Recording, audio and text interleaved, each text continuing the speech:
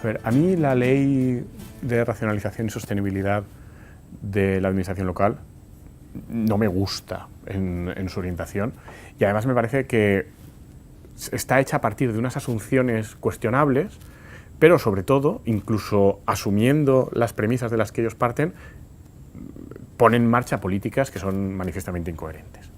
Es decir, ellos parten de la base de que no es eficiente la gestión de políticas públicas a partir de muchos municipios de un tamaño que ellos consideran excesivamente pequeño. Entonces consideran que es mejor, por una cuestión de economías de escala, agrupar, y para agrupar ponen a la Diputación, o incentivan de muchas formas el que sea la Diputación la que acabe prestando muchas de estas competencias, y en otros casos coactivamente le impiden a los ayuntamientos el desarrollar actividades que naturalmente estaban desarrollando. Bueno, entonces, ¿por qué me parece que la ley parte de unas premisas que son equivocadas? La primera, porque no está nada claro, y el contexto comparado así lo demuestra, que sea malo que muchas de las actividades que a día de hoy están prestando nuestros municipios no sean prestados por ellos. Es más bien lo contrario, es decir, cuando vas por Europa, los municipios tienen normalmente más competencias de las que tienen los municipios españoles, porque es bueno que ciertas acciones sean desarrolladas, decididas, planificadas y ejecutadas a nivel local. Permite más participación de las personas que van a recibir esas prestaciones, permite más control democrático, y además el propio hecho de que haya muchos entes ofreciéndolas permite comparar, permite, lo que hablábamos antes, innovar, experimentar, copiar al que lo hace bien.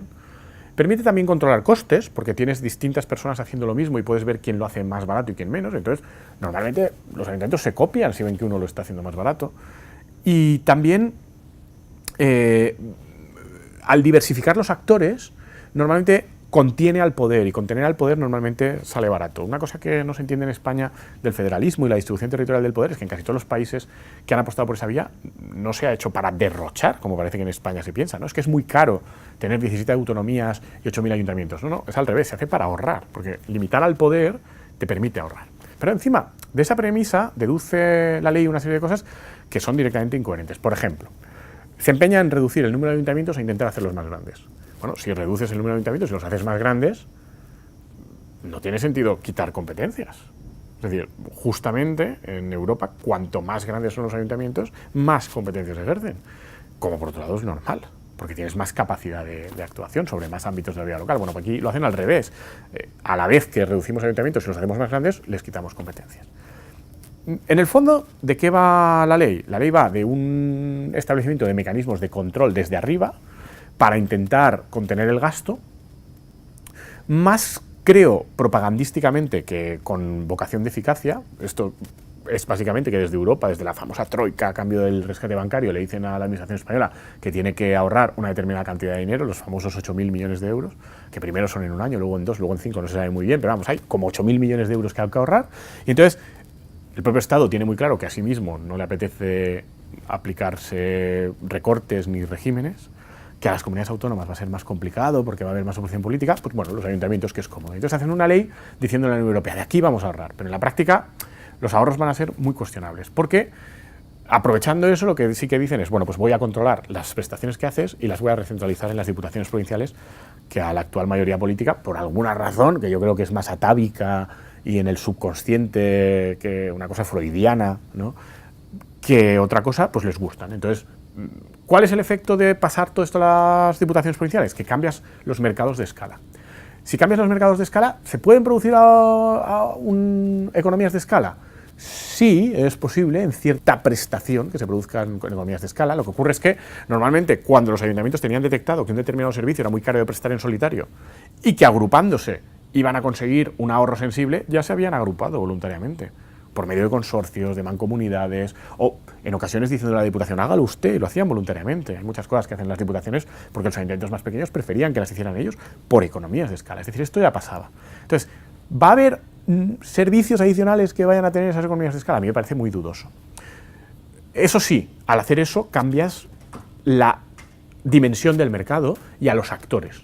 Ya no vamos a tener muchos mercados locales, unos de tamaño pequeño, otros de tamaño medio, otros de tamaño más grande, sino que habrá los mercados grandes, de los ayuntamientos grandes, que van a subsistir, y luego alguno medio, pero sobre todo habrá un gran mercado, que será el provincial, donde habrá un ente, que es la Diputación, que que contratará. ¿Qué va a generar esto? Pues esto va a generar que los interlocutores de la administración a la hora de contratar ya no sean pequeños y medianos empresarios, sino que cada vez más van a ser grandes empresas. Es decir, estás, por medio del ordenamiento jurídico, indirectamente actuando sobre el mercado, ¿no? La famosa mano invisible, que en realidad es muy visible, y diciendo, no, yo prefiero que en vez de haber muchos pequeños prestadores o medianos, mucha competencia, muchas posibilidades de comparar, prefiero que haya pocos, porque me fío más de mi capacidad de ahorro negociando con pocos y a gran escala que negociando con muchos. Esto, yo no soy un economista experto, pero no parece muy sensato. Las experiencias empíricas que hay por ahí, por ejemplo, hay un estudio muy divertido sobre Dinamarca, dicen que bueno, ni ha generado demasiados ahorros, ni ha generado una reducción de la corrupción. Lo que ha hecho la corrupción es cambiar.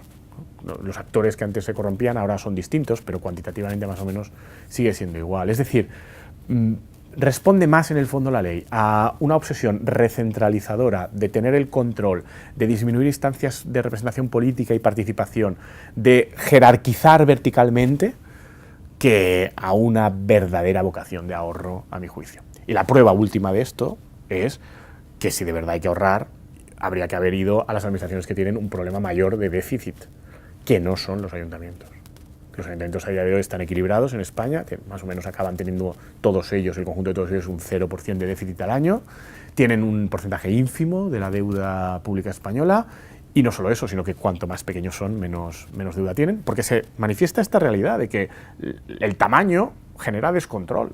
En España lo que nos falta no es control desde arriba, vertical, dirigista, sino al revés.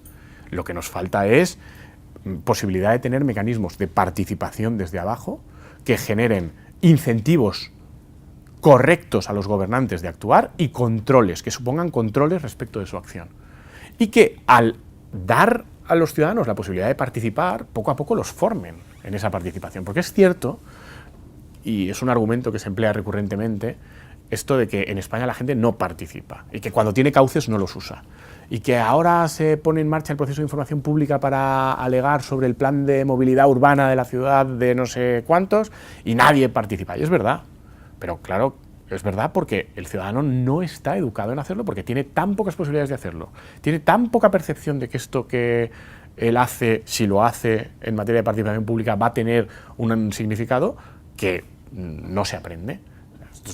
Las democracias que son más participativas y que funcionan mejor porque tienen más control del poder, han construido estos mecanismos con mucho tiempo, mucha paciencia y mucha pedagogía política, pero que la pedagogía cívica ya no es algo que se haga desde arriba y enseñándole a la gente lo que es bueno para ella, ¿no? Es dándole a la gente instrumentos para que luego la gente experimente y aprenda lo que es bueno para ella y lo que no, para que la gente sepa cuándo determinadas acciones funcionan y cuándo no, cuándo determinados esfuerzos valen la pena. Entonces, en España tenemos un serio problema en este sentido. Y la obsesión de incrementar la escala, que es incrementar las dimensiones de los ayuntamientos, eliminando ayuntamientos pequeños, y además quitándoles competencias que pasan a entes absolutamente incontrolables, como son las diputaciones provinciales, que ni siquiera elegimos directamente a quienes nos representan ahí, o a las comunidades autónomas o al Estado. Esto lo que hace es alejar el poder del ciudadano. Y al alejar el poder del ciudadano, se quiebran todas las posibilidades de desarrollo de estas dinámicas participativas y de control, o al menos se hacen muchísimo más difíciles.